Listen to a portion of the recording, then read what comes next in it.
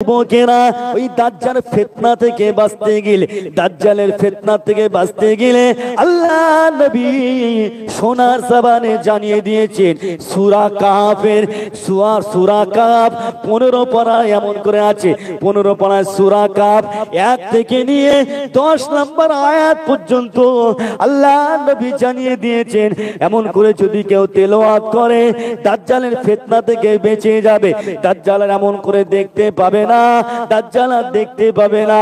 এ নজন তরুণেরা, এই 2024 সালের যুবকেরা ওই দাজ্জালের ফিতনা থেকে বাঁচতে গেলে সূরা কাফ তো আমাকে আপনাকে শিখতে হবে, আমাদের বাচ্চাদেরকে শেখাতে হবে, এমন করে বাচ্চাদেরকে শেখাতে হবে, ভুলে দিয়ে যেতে হবে যে সূরা কাফটা 1 থেকে 10 নম্বর আয়াত পর্যন্ত এমন করে মুখস্থ করে রাখতে হবে দাজ্জালের ফিতনা থেকে বাঁচতে গেলে।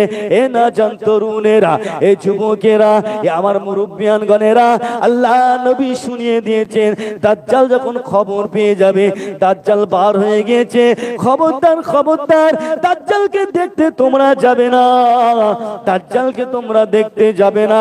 কেননা দাজ্জালকে যদি দেখতে যাও ওই দাজ্জালের ফিতনায় পড়ে যাবে। দাজ্জাল বার হয়েছে, চলো দেখে আসি, আল্লাহ রাসূল নিষেধ করেছে খবরদার। যখন শুনবে দাজ্জাল বেরিয়ে গেছে, দাজ্জালকে দেখার জন্য কেউ যাবে না। কেন? দাজ্জালের ফিতনায় পড়ে যাবে, খবরদার কেউ যাবে না।